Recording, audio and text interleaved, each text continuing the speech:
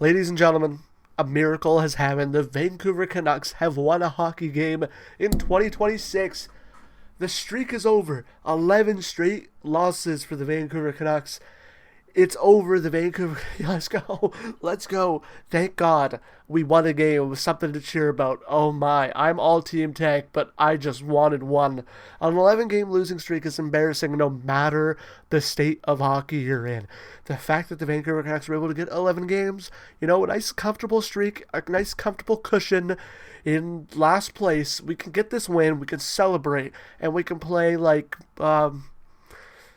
not 500 hockey, but at least to get us to 64 points, getting a couple more wins. It's just like, we'll get last still, but yeah. How's it going, guys? Welcome back to This Week in CanucksLand. I am CanucksLand, and we're going to be going through the games for the Vancouver Canucks this last week in this hot room in a hoodie, because the heat's turned on because it's cold outside, but I have to wear a hoodie or a jersey, so it's always hot in this room. Out of the information I didn't need to share, but the Vancouver Canucks went into the week with 10 straight losses, and we're going to exit the streak with one straight loss. We picked up a win, as I said in the intro, so without further ado, let's hop right into it with the game against the New York Islanders, where the Vancouver Canucks would open the scoring. It's so rare for us to do that nowadays. Getting a little overexcited for this, but we opened the scoring as Nils Hoglander had the puck on the end wall. He would send it across to Carlson. He would put it in front to Sasson. He would one-timer it in. Your Vancouver Canucks would take a 1-0 lead. They wouldn't get a second one, though. First, it would be the Islanders, as the Islanders would... Tony DeAngelo would skate in. He would find Anthony Duclair, and he would put it in. And I picked him in my Timmy's picks that day, and I was very excited to see he scored the first goal. But the Canucks would strike back, as it would be David Kampf doing a give and go with DPD on the point. His shot would be tipped by Evander Kane, and it would go in, and the Vancouver Canucks would take a 2-1 lead.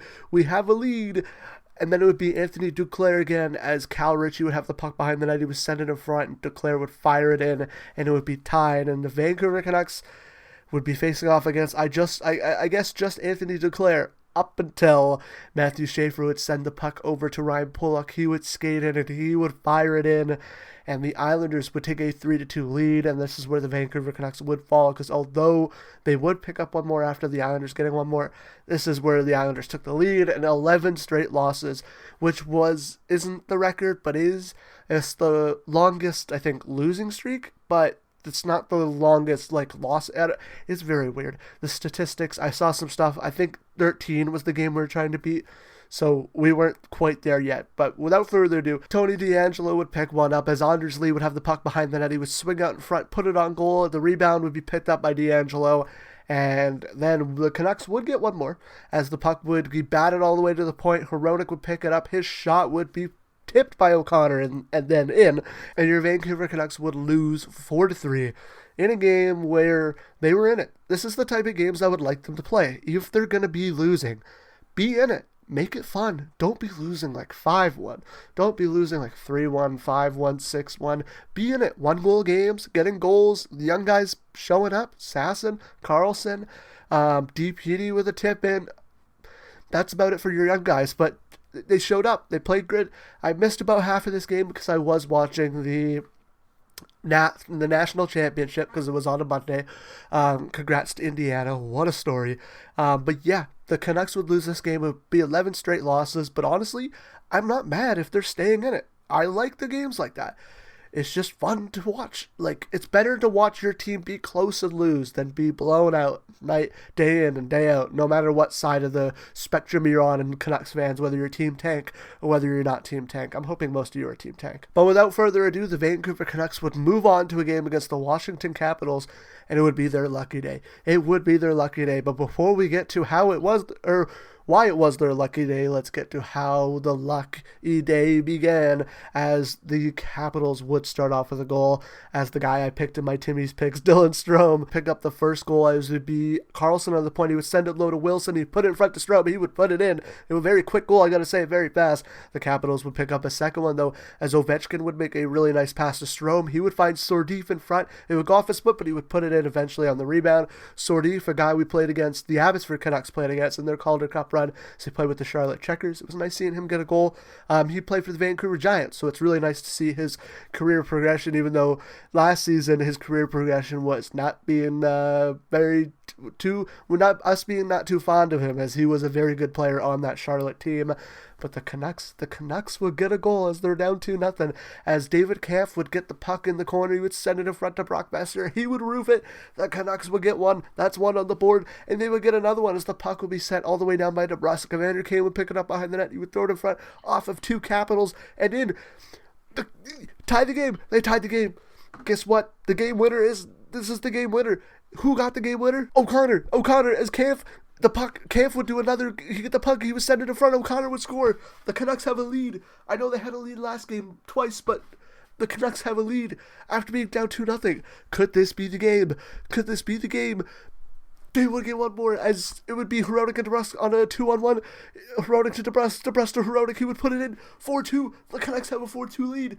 Their streak could be over. We could actually get a win. Our first win in 2026. Will we get it? The Capitals would get one as John Carlson would put it on goal, and it would bounce around, and Dylan Strome would put it in, and the Capitals were making it close. They would make it close, but we would hold on. The Canucks would hold on. We would win. Let's go. The Canucks would pick up their first win in 2026, as I said 100 times in this video. So excited. Awesome to see. Good for them. Finally picking up a win against a Washington Capitals team that, honestly, I thought this losing streak was going to go one more game. I actually had predicted they would beat the Devils, but they won it a game earlier against a team that we have beat this season, and against a team that's actually pretty good. I do enjoy watching the Capitals play hockey. They're a fun team to watch. But we would move on to the Hughes Bowl, the Vancouver Hughes Bowl, which only had Jack. The last one that was in New Jersey only had Luke. This one only has Jack. As Quinn Hughes was traded, Jack was hurt. Now Luke's hurt, and Quint's still traded. The Devils would start off with a goal, though, as the puck would miss the net, but Hemanyahu, I think they're saying that name right, would put it off a Lankin and it in, and that's a 1-0 lead. They would pick up another one as Jack Hughes would have the puck. He would send it to Hischier in front, and he would put it in a 2-0 lead. But hey, the Canucks were down 2-0 last time, and remember what happened? That didn't happen this time. They went down 3-0 as Cody Glass would pick one up, as Hemanyahu at the point would fire. It'd be tipped by Glass, and Hemanyahu would have his second point of the game. I'm pretty sure that first goal was his first career goal, so congratulations to him as well.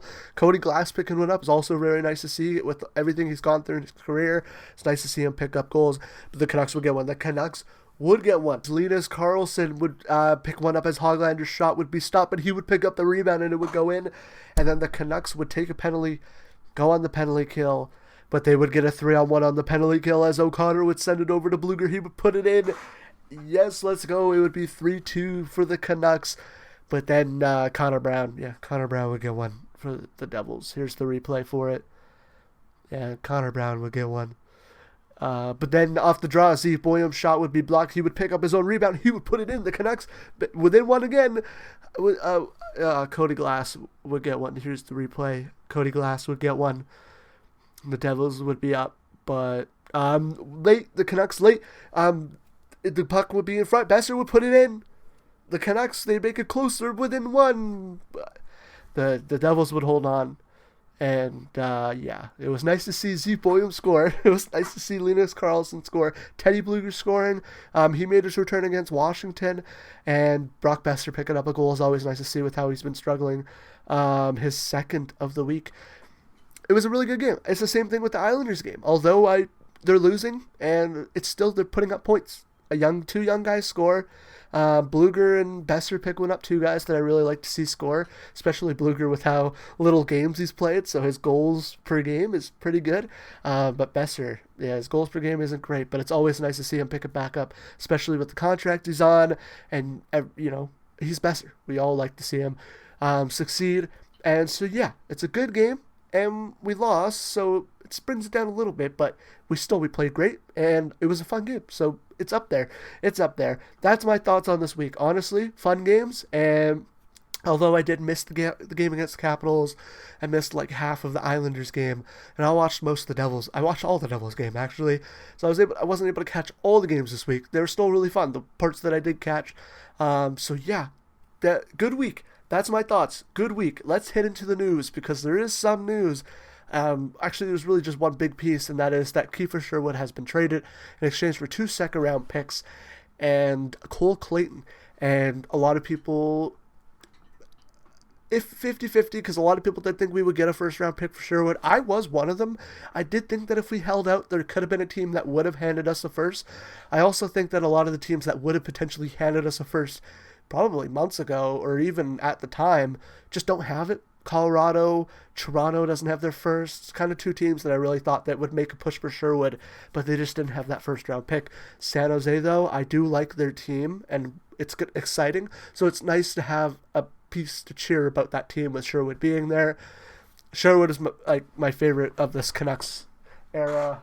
That's the signed Sherwood jersey immediately as soon as he joined the team. And we watched the first month of the season. I think it was a month and a bit before he did that signing. I was yep, this is my new favorite player. 2 second-round picks, though, from a guy we signed for $1.5 million to be a depth player to getting 2 second-round picks for him. Very good. Cole Clayton, I don't mind him in Abbey. I've watched, I think, 4 games of him now in Abbotsford. He's a very solid AHL defenseman. I don't think he's going to be ever in the NHL, but if Abbey wants to keep him around, that's a guy I would like to see stick around, because he's he's helping the team, because Abbey has been as bad as Vancouver has been this year. So it's really nice to see someone down there helping them out, being very solid. He had a fight. He had 2 assists tonight. The Penguins game is played out at the time of recording. It's just the schedule that I usually do. You guys should know that by now. But yeah, that's about it for the news. It was just that. Couple waiver transactions, but it was Tolopilo goes down, Patera goes up, Patera goes down, Tolopilo goes up. But yeah, let's head into the preview for, actually no, it's not the preview for next week. It's the 3 stars of the week. Your 3rd star of the week is Linus Karlsson with a goal, 2 assists for 3 points. Hey, that was our 1st star of the week, had 3 points. Our 3rd star of the week now has 3 points, and he was a +2. It's the first time in 3 weeks that has been a plus on the score sheet. Your 2nd star of the week with 2 really good assists and a secondary assist. 3 assists on the week, no goals, 3 points for David Kampf, and a +2. You know what? I'll give Adam Foote the credit this week. David Kampf had a really good game, and he was instrumental in us picking up that win. 2 really good passes, one to Besser, one to O'Connor. O'Connor's ended up being the game. Nope, Heroics ended up being the game winner, but O'Connor's ended up having us take the lead. So yeah, Kampf, good week from him. Your 1st star of the week, though, with 2 goals, 1 assist for 3 points. He was a -1, but that's totally acceptable. Brock Besser, nice. 2 goals on the week for Besser. It's really nice to see. And yeah, he's the 1st star because he had more goals than the other 2. I wanted to put Linus Karlsson above Kampf, but I think that Kampf had a bigger impact on the week due to his 2 assists being a big part of that win. So that's why I put him 2nd star. But those are your 3 stars of the week. I think it's a very good crop of players there. Although 3 points was the limit, it was 3 points all around. So that's really nice to see. A lot more scoring, but a lot more spread out scoring for the Vancouver Canucks. Let's hop into the preview for next week, as we would start off with the game that has already been played. Sunday against the Pittsburgh Penguins. No spoilers. Then they would move into a game against the San Jose Sharks on Tuesday. We wonder, will Kiefer Sherwood make his San Jose debut? Not too sure because he is hurt. We'll see. It would be really cool, though. That one's at home as well. Another game at home against the Anaheim Ducks on Thursday. And then a game at home against Toronto on Saturday. It is a 4 p.m. start time because we're playing Toronto on Hockey Night in Canada. In Vancouver at home, Toronto Maple Leafs. That's a good week. 4 games next week.